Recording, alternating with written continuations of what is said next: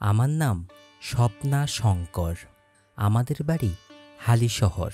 বাবা লোকনাথকে আমি স্মরণ করি বছর দুয়েক যাবৎ। আমার বাবার ছবি বাঁধাতে দিয়েছিলাম দোকানে।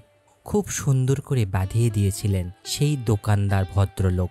ফ্রেমটিও খুব সুন্দর হয়েছে বলে প্রশংসা করতেই তিনি আমায় বাবা লোকনাথের ছবিতে লাগানো আরও একটি অপূর্ব ফ্রেম দেখালেন। আমার ফ্রেমটি পছন্দ হওয়াতে আমি ছবিসহ ফ্রেমটি কিনে আনি। ঠাকুরের ছবি বলে কথা, তাই আলমারিতে তুলে না রেখে ঠাকুরের আসনে বসিয়ে দুবেলা একটু জল মিষ্টি দিতে শুরু করি। ভক্তি শুরুতে তেমন একটা ছিল না বাবার প্রতি, কিন্তু বাবার ছবিটি ঠাকুরের আসনে বসানোর পরেই আমার দীর্ঘদিনের একটি মেয়েলি রোগ সম্পূর্ণরূপে সেরে যায়। প্রথমে আমার বিশ্বাস হয়নি যে সেরে গেছে। নিজেই ভাবলাম পরের মাসে দেখি আগে, তারপর ভাবব।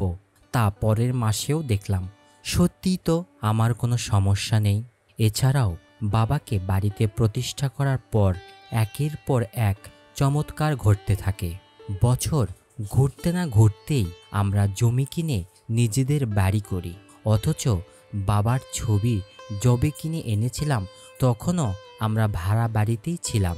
এরপর নিজের বাড়ির গৃহপ্রবেশ হওয়ার কিছুদিন পরের ঘটনা। দুপুরবেলা কিছু মানুষ বাবা লোকনাথের পুজোর জন্য চাঁদা চাইতে আসলে আমার কাছে সেই সময় পয়সা না থাকায় আমি ওদের খালি হাতে ফিরিয়ে দেই। এই ব্যাপারটি আমার মনে বেশ ভয়ের সৃষ্টি করে। যে বাবার কৃপাতেই আমাদের এত উন্নতি, আর সেই বাবার পুজোতেই আমি কিনা ওদের খালি হাতে ফিরিয়ে দিলাম। এইবার নিশ্চয়ই আমার অমঙ্গল হবে। অথচ দেখুন, এতদিন কেটে গেলেও অমঙ্গল তো দূরের কথা, আমাদের বাবার কৃপায় আরও আর্থিক উন্নতি হয়েছে। এখন বুঝতে পারি যে বাবা তার সন্তানদের কখনোই খারাপ করেন না, সন্তানরা ভুল করলেও।